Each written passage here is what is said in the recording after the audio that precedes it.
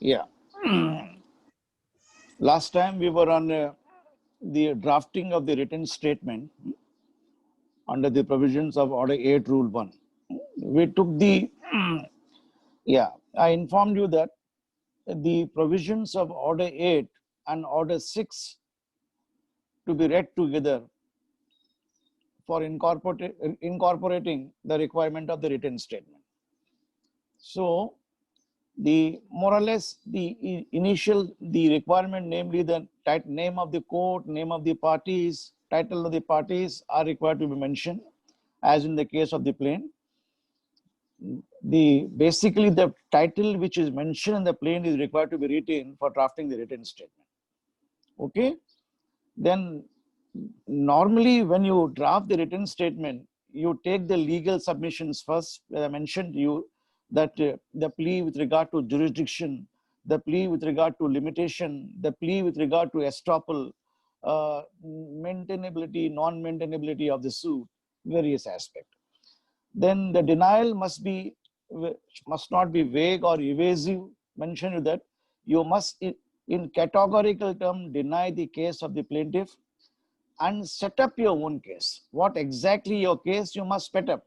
If the plaintiff has branded you, characterized you as a trespasser having no right title interest, you mention the contention of the plaintiff that the defendant does not have a right title interest is erroneous, is not correct, incorrect. On the contrary to the knowledge of the plaintiff, some noise is coming here. To the knowledge of the plaintiff, the status of the plaintiff is that of irrevocable licensee or a joint owner or maybe a tenant, a deemed tenant, various contention which are available to you in the eyes of law must be taken and set up. Okay, that is how you call a repudiation of the contention of the plaintiff, and setting up your own case must be provided.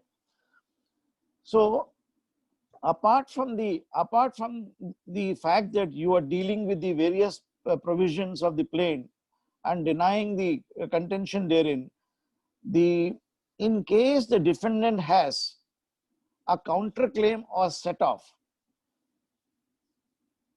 additional remedies which he has to claim against the plaintiff, that can be filed in the same suit. In the raising in the written statement, no separate suit is required to be filed. That I mentioned to you.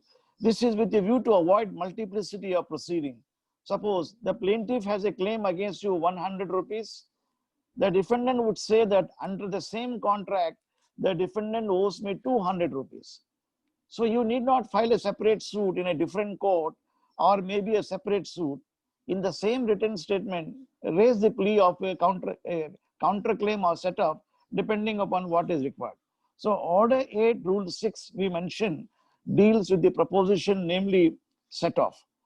So the requirement of set off is that after completion of the written statement, one paragraph you contain that the case of the plaintiff with regard to the claim is totally false, frivolous.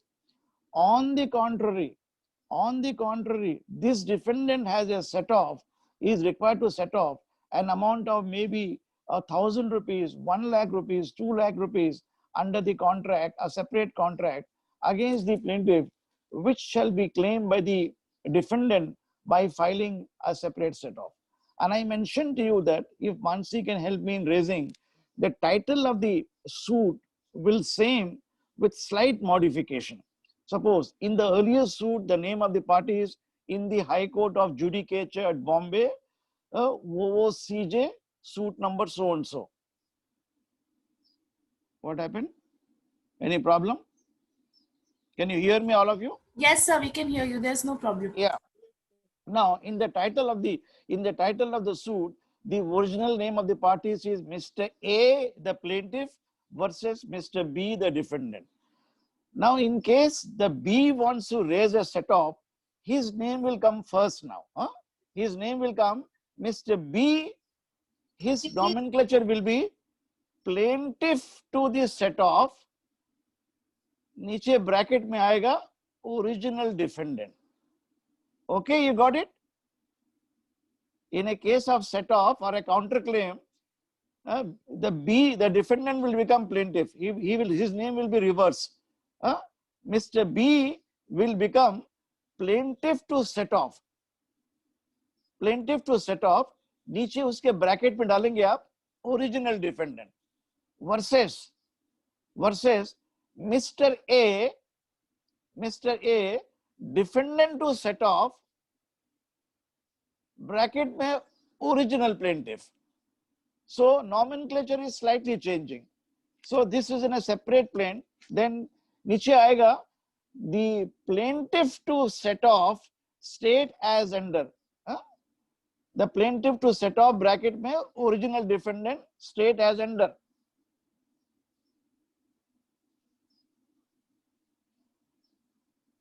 Yeah, this will start with the plaintiff to set off. Original defendant is raising a set off against the defendant of original plaintiff for a sum of rupees 1,000, which is required to be set off under the contract, which he has deliberately suppressed from his own plaint.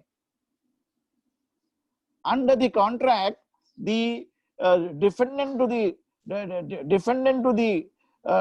set off is bound and liable to pay this amount. His suit is for a sum of rupees 100, my suit is for 150 or 200. The amount of 100 may be set off and the remaining amount decree may be passed in my favor. Okay? So instead of paying amount to him, you claim the amount. Now, whereas in account, set off is only confined to the amount must be ascertained. Normally in commercial suits or summary suit, you can raise a set off. Amount must be ascertained. The characteristic of the parties must be same. They should not change. The jurisdiction of the court must be there to entertain the set off. These three are the requirements you maintain in mind. Okay? This is Order 8, Rule 6 requirement. Yeah. Whereas in the case of a counterclaim under Order 8, Rule 6A, counterclaim is maintainable in respect of any reliefs, whether commercial, non-commercial, summary suit, a suit for partition, suit for possession, specific relief, injunction, mandatory injunction, A to Z relief you can see. See, the object of counterclaim on set off is that you need not file a separate suit in a different court, and there need not be multiplicity of proceeding, and you can continue your proceeding against the plaintiff and seek the relief in the same suit by paying. You are required to pay additional court fees to the counterclaim of set off. It will be known as a separate suit by itself. Suppose if the original plaintiff withdraws his suit, your counterclaim and set off will remain. And once a set off or a counterclaim is filed by the defendant has the liberty to file a written statement, because the defendant to the counterclaim becomes the original plaintiff in the suit. He has the right to file a written statement denying your contention. So I'm just giving you an example in respect of a counterclaim. So last time I mentioned to you that suppose I gave you in a matrimonial case, if the wife is filing a suit for restitution of conjugal rights, and the husband filing a suit for dissolution of marriage, on the same ground can be taken. Then another example I gave you, the plaintiff has filed a suit for a perpetual order of injunction or a mandatory order of injunction for the defendant removal from the premises, and the defendant raising a counterclaim, placing on record that he has acquired some status in the premises, namely by virtue of the doctrine of part performance he has purchased it, or he has become a deemed tenant, or he has attained the status of an irrevocable licensee under the Easement Act, and he cannot be dispossessed from the premises without following the due procedure established by law. So that is how in the same suit you claim various relief, and the nomenclature changes. This is in the same plane, the court will decide it along with the plane, along with the original suit of the plaintiff. The counterclaim is tried. So there is no need. This is only parties will be led one type of evidence in the same matter. but you must specifically mention you have a claim. That claim must be specified, and the list of documents should be filed under Order 8, Rule 1A CPC. Similarly, in the counterclaim also, the defendant who files the counterclaim and the set-off, he must also mention the list of documents and disclose what exactly are the another requirement. Then verification clause continues and the prayer clause continues and should be supported by an affidavit. Okay, these are the various requirements for the purpose of drafting a written statement or a counterclaim. Okay, anybody has any question, you may ask me before I So, proceed to next. so in counter claims or in set of claims, evidence Okay, is also led only in one suit and same is adopted in the other, or different evidences are led in both the suits? you are at liberty to adopt this same evidence. Additionally, you have to examine witnesses if they are necessary. Suppose for a counterclaim, you may have an additional witness. You may have your employee, your friend, or some principal. You have a right. You should choose who are the witnesses. Who are the witnesses? Normally, evidence is common. Normally, evidence is common because it's a composite contract or a contract between the same parties. It may be A contract or B contract. They may be two contracts. But you have to lead additional evidence placing on record that, the claim of the plaintiff is totally false and frivolous. I am not liable to be. For example, the builder has filed a suit against you that you have not paid the amount in time. So the builder is going for cancellation of the contract under section 34 of the Specific Relief Act. Okay, that you have not paid the amount in time, you have not performed the part of the contract. But you are the defendant, buyer of the flat, you will take up the plea that the suit filed for cancellation is totally without cause of action and absolutely improper. The conduct of the plaintiff in filing the present suit is not proper because the value of the property has increased. When I booked the flat, the valuation was, the value was, market value was 5 lakhs. Now it has become 10 lakhs. He want to sell it to prospective purchaser and depriving the right title interest of the plaintiff, of the defendant. The defendant therefore has a counterclaim. The defendant is entitled to restoration of the premises, and for a declaration that the agreement of sale is valid and binding upon the parties. So in the suit. So the earliest suit of the builder is for cancellation of the agreement, and your suit is for declaration that the contract is valid, binding, enforceable. Number one. Number two, that the plaintiff who is the plaintiff who has filed the suit is bound and liable to restore the premises to you. And the defendant in the counterclaim must also mention that he is ready and willing to perform the terms and conditions of the contract, namely by depositing the entire money in the court, and consequently a decree may be drawn up in favor of the plaintiff, in favor of the defendant, ordering the defendant. So there are two suits here. So more or less evidence is common here. So the builder will lead the agreement, lead the evidence that here you have committed breaches. So the burden will be upon him under the Evidence Act section 101, 102 till 1010 that deals with the burden of proof. So the builder will lead evidence to show that the purchaser defendant has not has committed breaches of the agreement and not come forward to pay the full amount. And whereas the defendant purchaser will lead evidence, will show his bank records, will show his checkbooks and lead evidence. Even he may say that I have paid certain amount in cash. There may be books of entries. Under the Evidence Act, some of the books entries are maintainable in the course of the transaction. It is that, or in the presence of XYZ, or there was a broker involved. The broker had given the money. The broker himself in my presence gave the money. So you have to examine your broker.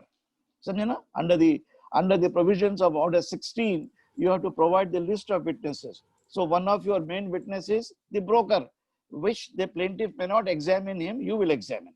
Because to prove that certain amount of cash amount is paid, that is the oral evidence you are leading under the provisions of section 60 of the Indian Evidence Act. You are permissible. That is how it is done here. Okay. Any So, other question has? yes, sir. Hmm, One, sorry, sir. hmm, Suppose I am having an additional issue with I being a defendant in the main suit. I am having an additional issue against the plaintiff, which is hmm. ancillary to the transaction. So, do I need to file a separate suit, or can I take that issue up in my counterclaim or set off claim also? In the counterclaim itself, in the counterclaim, you need not you need not file a separate suit. Okay. Thank you, If sir. it is against in the same parties and provided your claim, your issue which is sought to be raised is falling within the ambit of the jurisdiction of the court. If in the city civil court, the claim should be within 1 crore in the city of Bombay. If it is a high court, then above 1 crore. Okay. And a suit for specific performance is not maintainable in the small causes court. Please see section 19 of the presidency small cause court rules. If you can open section 19, उसमें लिखा होगा suits which are barred from the trial, partition suit and specific performance are not triable by the court of small causes court. Section 19 खोलिए जरा.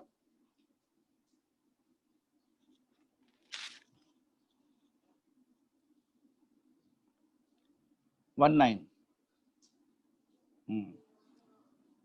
See, suits in which the court has no jurisdiction. See the specific performance कहाँ पे है?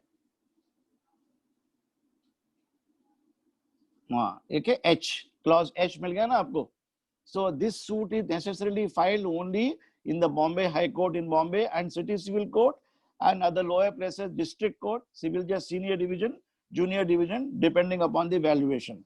Court of Small Causes Court does not have jurisdiction in the city of Mumbai to try suit for specific performance. Suit for partition, see the clause E में.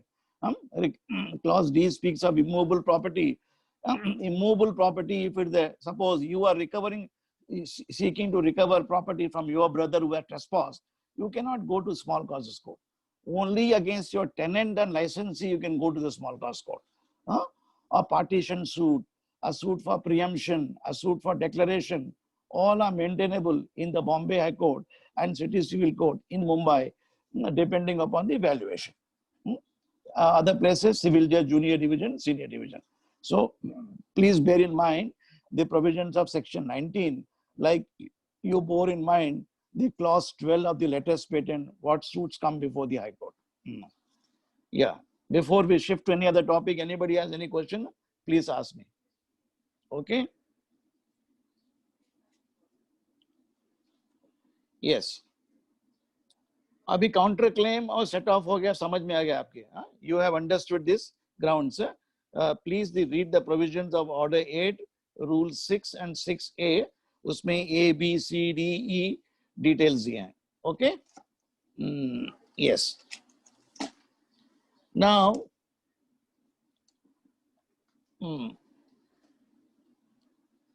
Order 8, Rule 7 speaks of separate grounds to be given, not problem. Then 8 is come. Order 8, Rule 8. New grounds of defense. So defendant is entitled to set up any new ground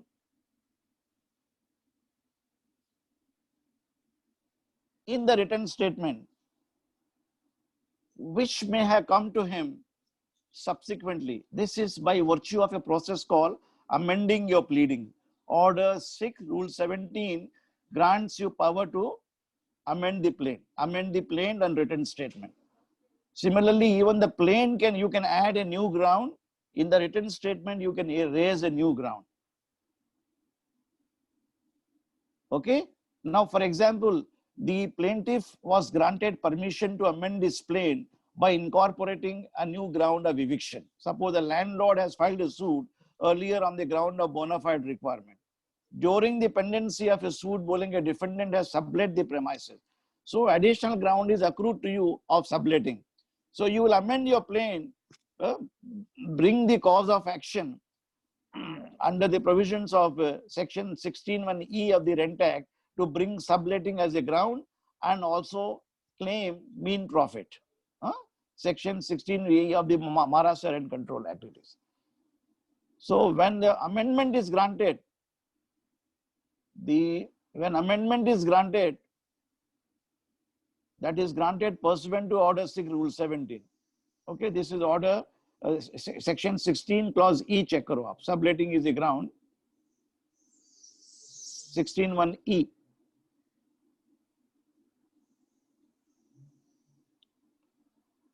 E for England.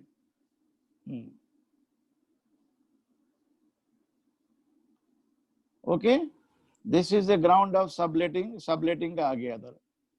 Earlier suit was filed by you 16(1)(g). 16(1)(g). That speaks of bona fide requirement. The premises are required reasonably and bona fide by the landlord for occupation of himself and family members. So there are various grounds given. So you may amend your plaint and incorporate it, provided they have subsequently arisen, or you may mention before the court at the time of the drafting a mistake has happened. Drafted. Similarly, once a plaint is amended, the defendant has a right to file additional written statement. क्या बोलते हैं इसको? Additional written statement.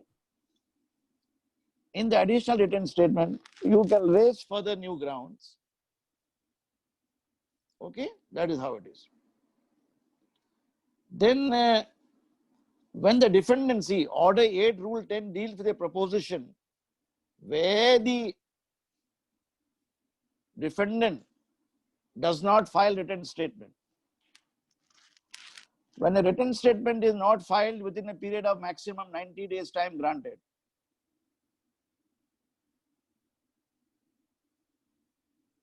then consequences will be the suit will be placed for ex parte hearing. Ex parte means the defendant will not be heard. In the ex parte hearing, the court will ask the plaintiff, you may proceed to, I will proceed to hear you. You want to bring any evidence on record.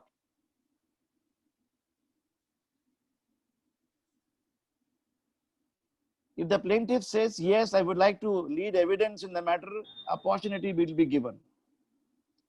If the defendant has not filed written statement, the question is, does he have a right to cross-examine his witnesses? Yes.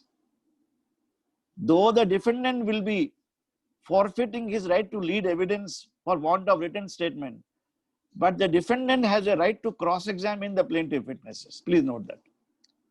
That has been developed on account of the case law of the Supreme Court and High Court. We'll see later on. So here, under Order 8, Rule 10, if the written statement is not filed, the court can pass a judgment in the matter. It doesn't say that it will be given in the favor of the plaintiff. Either the plaintiff may decree the suit or dismiss it. Why? Because the court may not be satisfied with the plaintiff of the plaintiff case.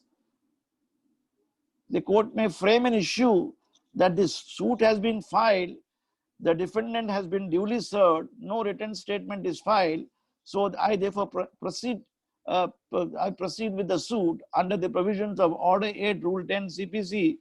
In my opinion, the plaintiff has not been able to establish that the court has jurisdiction. The court may take up the plea that. The court may even take up the plea that the suit is barred by limitation under Section 3 of the Limitation Act. So, though there is no written statement, the court can suo motu draw an inference against the plaintiff. So, the power of the court under Order 8, Rule 10 are very wide.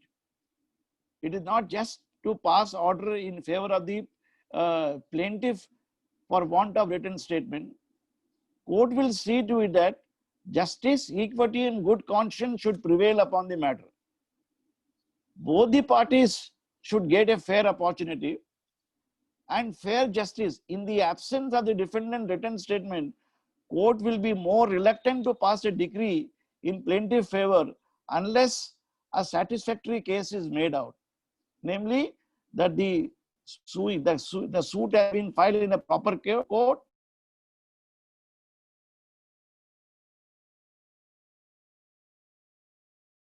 all requirement of the provisions of Order 7 are required to be met. If the plaintiff is lacking in any of the requirement of the plaintiff, the court will say that the suit stand dismissed. So that will become a decree here under the provisions of Order 8 Rule 10. If the suit said decree will be drawn, so this will be a final order. An appeal lies under section 96 of the Code of Civil Procedure. That is called first appeal.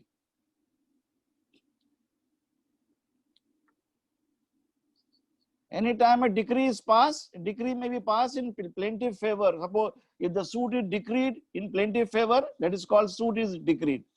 If the suit is dismissed, that is also a decree. So this is an appealable order under section 96. Yes. Now there is a lot of Bombay amendment here, which you have to, as a youngster, kindly go through that. Rule 11 to 30 has been added in the written statement with regard to third party procedure and what consequences follow in the matter in the counterclaim. Substantial amendment to the Bombay procedure. Departure. Some student asked me, apart from the Bail Act, what I should read. There is a nice book here by C.K. Takwani, Code of Civil Procedure. C.K. Takwani, written by our former Chief Justice, Justice Thakkar, who went to Supreme Court, who retired as a Supreme Court judge. Justice C.K. Thakkar, he wrote 6 volumes of CPC, and there is one book also in the name and style of C.K. Takwani. Please see this. This is a very useful book for the student. This also deals with the CPC in the manner I'm teaching you, more or less, in the court procedure. It's a good book. You all should keep it along with the Bail Act. Okay? Now, sorry to interrupt, sir. So only 1 minute is left. We'll have to, after finishing of 1 minute, we'll rejoin the meeting. Yeah. Now we are winding up the written statement, more or less. Anybody want to ask any question? Before I proceed to hearing of the suit under Order 9, anybody has any more question? Please ask me. Okay. Now the next provision will be very important, Order 9. Order 9 deals with the appearance of the parties and the consequences of non-appearance. Okay. Now, Order 9, Rule 1 tells you defendant to appear and answer the plaint, that is under Order 8, Rule 1, by filing written statement within a period of maximum 90 days time. Now, Order 9, Rule 2 deals